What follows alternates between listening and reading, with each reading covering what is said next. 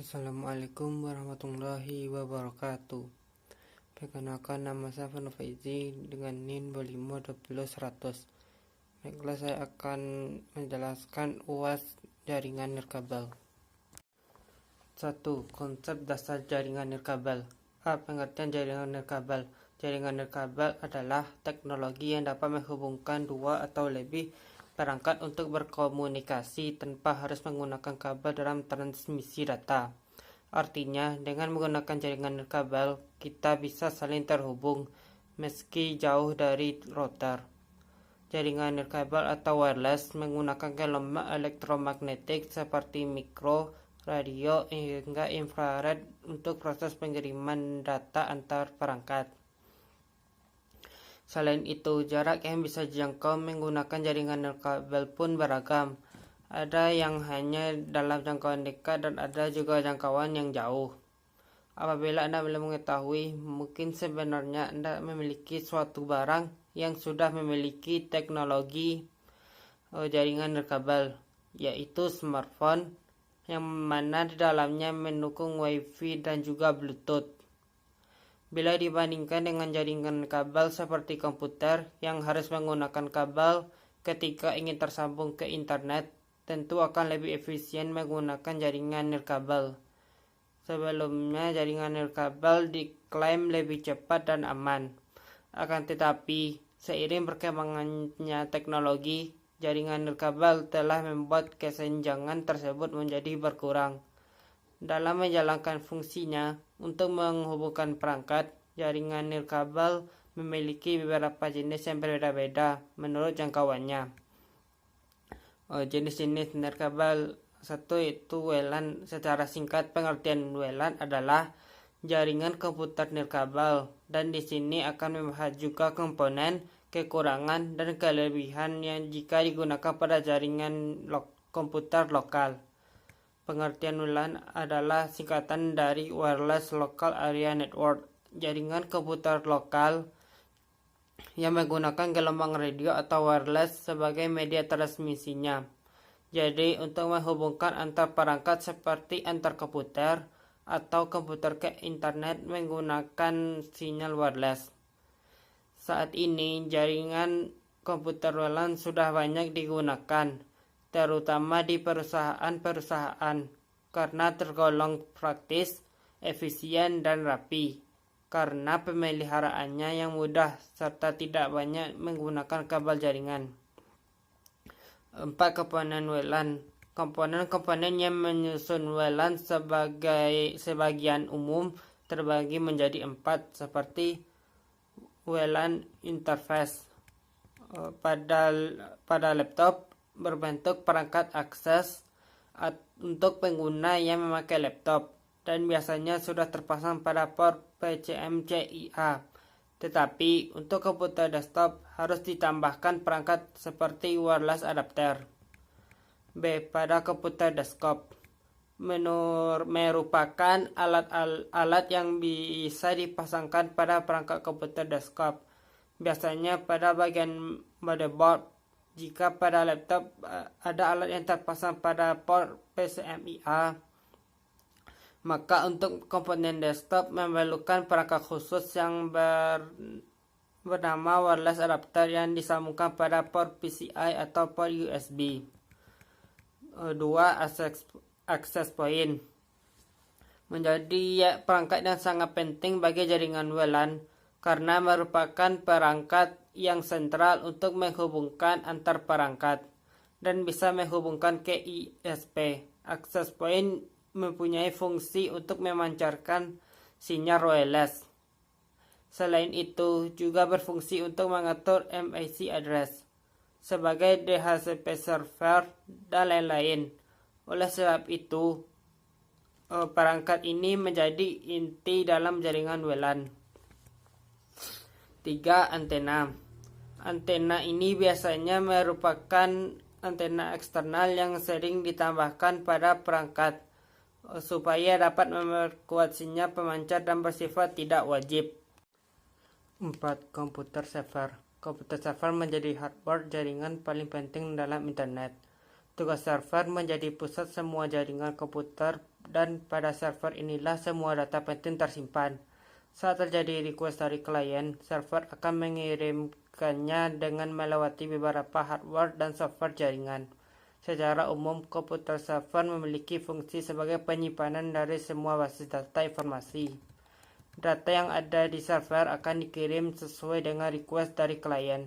Semakin baik spesifikasi komputer server, maka semakin besar kapasitas penyimpanannya dan juga semakin cepat prosesnya. Makanya server menjadi salah satu hal paling berpengaruh pada performa jaringan internet. Spesifikasi komputer server juga harus khusus. Tidak bisa komputer biasa dipaksakan menjadi server. Komputer server harus bekerja selama 24 jam penuh. Jadi hardware yang digunakan pun juga harus khusus. Mulai dari prosesor, hard disk, RAM, motherboard, power supply, dan semua perangkat server lainnya. Dengan begitu server bisa melayani klien dengan maksimal tanpa terjadi server down. Komputer klien. Klien artinya adalah komputer pengguna. Seperti yang sudah dijelaskan di atas, klien adalah orang-orang yang mengakses data yang ada pada server melalui jaringan internet. Jumlah klien ini biasanya terdiri dari beberapa komputer yang terhubung melalui jaringan internet sama dengan server. Jika komputer klien tidak terhubung dengan server, maka klien tidak akan bisa mengakses data-data komputer server. Komputer klien hanya bisa menjadi komputer biasa saja tanpa akses jaringan internet. Untuk terhubung pada jaringan internet, komputer klien harus terhubung dengan jaringan kabelan atau bisa juga dengan jaringan Wi-Fi. 6. Kabel. Ketika membicarakan jaringan, pasti tidak akan lepas dengan kabel jaringan. Sebelum adanya teknologi Wi-Fi, dulunya semua orang internet tersambung dengan kabel jaringan. Kebanyakan kabel yang digunakan jadinya UTP atau Unshielded Twisted Pair, kabel koaksial dan fiber optik. Dalam pemilihan kabel yang mendukung koneksi yang cepat, disarankan menggunakan jenis kabel fiber optik yang bisa mengirimkan data hingga 1 GB per second, tetapi biayanya paling mahal dan instalasinya sulit. Untuk membangun jaringan skala lokal, pengguna kabel UTP lebih dipilih karena biaya yang lebih murah dan mudah dalam hal maintenance. 5. Kelebihan WLAN. 1. Mobilitas yang baik. Selama dalam jangkauan sinyal, akses point memungkinkan pengguna dapat terhubung ke jaringan sehingga informasi mudah didapatkan. Jika tidak, perlu dalam satu ruangan tempat kerja saja untuk mengakses informasi. Lalu dengan mobilitas yang baik ini maka dapat meningkatkan produktivitas khusus dalam pekerja. 2. Mudah instalasi. Dalam penerapannya, WLAN tergolong mudah dan juga cepat diinstalasi karena tanpa diperlukan memasang kabel jaringan terlebih dahulu. Coba bayangkan jika menggunakan kabel dalam jaringan LAN yang besar, maka diperlukan banyak kabel jaringan, belum lagi memasangkan konektornya. Maka dengan menggunakan teknologi wireless, maka hal tersebut dapat dipercepat. 3. Sangat fleksibel. Penggunaan dapat terhubung ke jaringan di mana saja selama terjangkau sinyal. Selain itu sedikit menggunakan kabel atau bahkan tidak menggunakan kabel. 4. Minim biaya perawatan. Meski pada awalnya pemasangan WLAN memerlukan biaya yang cukup mahal, tapi dalam perawatan jaringan cukup murah karena tidak memerlukan kabel. 5. Bisa digunakan banyak topologi jaringan. Dapat digunakan berbagai macam topologi jaringan. Hal ini karena tidak dibutuhkan kabel untuk koneksi jaringan. Kekurangan WLAN. 1. Kerahasiaan atau keamanan kurang terjamin. Karena untuk menghubungkan perangkat komputer dan lain-lain menggunakan teknologi nirkabel. Jadi kerahasiaan data atau keamanan data kurang terjamin sehingga jaringan bisa diakses oleh siapa saja. Jadi pentingnya memperhatikan sistem pengamanannya. 2. Peralatan relatif mahal. Pada awal pembuatan atau perancangan tentunya membutuhkan peralatan yang relatif mahal. Misalnya dibutuhkan access point, wireless adapter, dan lain-lain. Perangkat yang digunakannya pun harus memiliki teknologi nirkabel. Misalnya ingin menghubungkan printer, maka printer tersebut harus memiliki teknologi wireless. 3. Delay. Maksudnya, jika sinyal terhalang, terpantul, dan jika lalu lintas jaringan padat berpotensi mengalami keterlambatan untuk mengakses serta menerima informasi. 4. Akses poin rawan gangguan. Jika perangkat akses poin mengalami kerusakan, maka banyak perangkat yang terhubung ke jaringan akan mengalami gangguan, bahkan tidak bisa terhubung ke jaringan. 2. WMAN atau Wireless Metropolitan Area Network adalah jenis jaringan nirkabel lain yang mencakup area dengan jarak sekitar 30 mil atau 50 km. Jaringan ini memungkinkan beberapa lokasi atau bangunan tetap terhubung dalam area metropolitan manapun.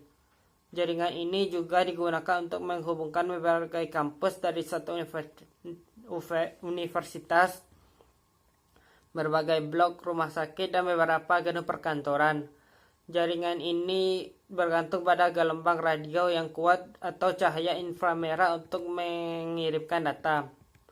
Karena konektivitas nirkabel yang kuat, WMAN sering digunakan sebagai cadangan untuk jaringan nirkabel. Biasanya WMAN berada di antara W1 dan WLAN. Secara umum, jaringan ini diatur sedemikian rupa sehingga menyediakan koneksi antar berbagai titik LAN.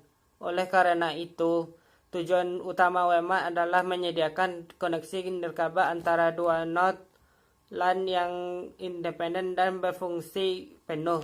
Contoh teknologi WMAN adalah WiMAX. Standar teknologi WMAN. IEEE telah menciptakan standar teknologi yang didesain khusus untuk jaringan wireless Metropolitan Area Network. Kelebihan WMAN. Server kantor pusat dapat berfungsi sebagai pusat data dari kantor cabang. Informasi dapat disebarkan dengan lebih meluas, cepat, dan bermakna. Transaksi yang real time. Komunikasi antar kantor dapat menggunakan email, chatting, dan video conference. Kekurangan WMAN itu biaya operasi mahal. Instalasi infrastruktur tidak mudah. Jika sebuah komputer pribadi digunakan sebagai terminal, memindahkan file membolehkan pengguna untuk mengambil file dari host ataupun menghantar data ke host. Rumit jika terjadi trouble jaringan atau network troubleshooting. 3. W1 Wireless Wide Area Network dapat digunakan oleh pengguna terkoneksi ke jaringan pribadi atau publik dari jarak jauh. Jangkauannya sangat luas hingga satu negara karena menggunakan sistem satelit. Contohnya adalah 2G, 3G, dan sebagainya. Kelebihan W1 berbagi informasi atau file melalui area yang lebih besar. Semua orang yang ada di jaringan ini dapat menggunakan data yang sama. Mempunyai sistem jaringan yang besar dan luas sehingga mampu menjangkau negara, benua, bahkan seluruh dunia. Jika terkoneksi dengan jaringan internet transfer, file pada tempat yang jarak jauh bisa dilakukan secara tepat. Dapat berbagi resource dengan koneksi workstation. Kekurangan W1 yaitu biaya operasi mahal. Dalam hal settingan, jaringan WAN lebih sulit dan rumit. Memerlukan firewall yang baik, rentan terhadap hacker, dan ancaman luar lainnya. Fungsi jaringan nirkabel. Secara fungsi sebenarnya jaringan nirkabel memang umumnya sama dengan jaringan kabel, yaitu sebagai jembatan penghubung antar perangkat agar bisa bertukar data atau terkoneksi internet. Manfaat jaringan nirkabel itu praktis. Pengguna dapat mengakses jaringan dari berbagai tempat selama tempat tersebut dapat jangkau jaringan nirkabel.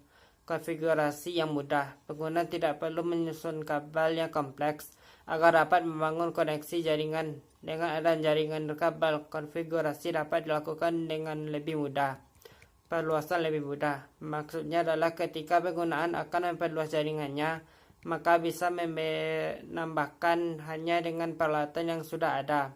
Berbeda dengan jaringan kabel yang harus membutuhkan kabel tambahan untuk memperluas jaringan, yang mana membutuhkan biaya tambahan yang lebih besar. Keamanan. Jaringan nirkabel mengalami kemajuan yang pesat, khususnya dalam hal keamanan. Pasalnya, jaringan ini sudah dilengkapi dengan perlindungan keamanan yang kuat, meningkatkan produktivitas. Apabila dalam suatu perusahaan menggunakan jaringan nirkabel yang sama dapat memudahkan integrasi dan kerjasama. Kelebihan jaringan nirkabel lebih mudah dikembangkan, tidak membutuhkan peralatan yang mahal, biaya maintenance yang lebih terjangkau, dapat menjangkau daerah terpencil, tidak membutuhkan tempat yang luas, kecepatan transfer stabil meski tanpa kabel. Kekurangan jaringan nirkabel yaitu biaya pengembangannya mahal, cuaca sangat berpengaruh, keamanan yang tidak sekuat jaringan kabel. 2. Perangkat keras jaringan nirkabel, itu wireless network adapter. Kalau perangkat ini berada pada sisi klien, setiap klien harus menyediakan minimal satu buah wireless network adapter untuk bisa terkoneksi ke jaringan via Wi-Fi. Semua laptop keluaran baru sudah di-built-in dengan perangkat ini. Namun minimal satu buah wireless network adapter untuk bisa terkoneksi ke jaringan via Wi-Fi. Semua laptop yang keluaran baru sudah built-in dengan perangkat ini. Namun untuk kamu pengguna PC desktop, kamu mesti menambahkan perangkat tersebut karena biasanya tidak ada desktop yang dilengkapi wireless adapter. Wireless access point. Untuk jaringan rumahan yang tidak terlalu besar, saya cukup bila menggunakan satu perangkat ini. Terlebih jika perangkat wireless ini sudah support teknologi band yang terbaru, bisa menjangkau sebagian besar bangunan di sekitar rumah. Untuk lokasi bisnis atau perkantoran membutuhkan lebih dari satu perangkat untuk kenyamanan koneksinya. Antena wireless. Biasanya wireless router sering memanfaatkan antena untuk menambahkan ruang jangkauannya. Antena ini sifatnya opsional alias dapat dilepas pasang. Kamu bisa menggunakannya jika ingin jangkauannya luas. Selain di sisi router, di sisi klien juga bisa saja membutuhkan antena. Fungsinya ketika tidak ada menjangkau sinyal yang dipancarkan wireless router, dengan bantuan antena, wireless adapter bisa menjangkaunya. Wireless repeater. Sebuah wireless repeater dihubungkan pada wireless router atau wireless access point. Fungsinya adalah untuk menguatkan sinyal yang mulai melemah jika berada di jangkauan yang jauh dari pusat. Hal ini sangat membantu klien yang kesulitan menjangkau wireless router dan access point. Itu perangkat yang membutuhkan untuk membangun jaringan wireless. Semoga manfaat. Implementasi jaringan nirkabel dari berbagai bidang. Jaringan wireless adalah jaringan komputer yang tidak menggunakan kabel atau nirkabel. Apa saja contoh implementasi jaringan wireless? Contoh implementasi jaringan wireless adalah Wi-Fi. Contoh implementasi jaringan yang pertama adalah Wi-Fi. Wi-Fi adalah teknologi nirkabel yang memungkinkan perangkat seperti komputer, laptop, ponsel pintar, kamera, dan lainnya berinteraksi dengan internet tanpa memerlukan kabel. Tethering. Fitur berbagi koneksi internet antara perangkat mobile dengan perangkat lain disebut tethering. Tethering adalah contoh implementasi jaringan wireless. Tethering memungkinkan suatu perangkat dapat membagi koneksi internetnya dengan perangkat lain tanpa harus tersambung dengan kabel. Radar. Contoh implementasi jaringan wireless selanjutnya adalah radar. Komunikasi radar tidak menggunakan kabel karena menggunakan radiasi gelombang elektromagnetik yang tidak memerlukan kabel.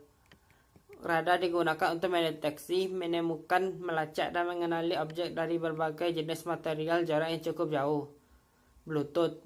Bluetooth adalah salah satu contoh komunikasi wireless, di mana perangkat komputer ataupun ponsel menggunakan gelombang radio tanpa kabel untuk menentukan data dalam rentang jarak tertentu.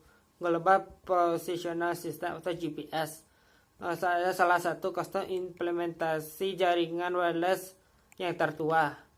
GPS menggunakan satelit dan jam yang sangat akurat untuk menentukan suatu lokasi di permukaan bumi. jaringan seluler. Jaringan seluler adalah contoh implementasi jaringan wireless. Jaringan seluler tidak menggunakan kabel karena mentransmisikan datanya lewat sinyal yang dikirim melalui udara. Hal tersebut memudahkan ponsel yang terhubung ke jaringan seluler. Siaran televisi dan radio. Contoh implementasi jaringan wireless selanjutnya adalah siaran televisi dan radio. Siaran televisi dan radio tidak memerlukan kabel karena siaran keduanya adalah gelombang elektromagnetik yang ditransmisikan lewat udara. WPAN.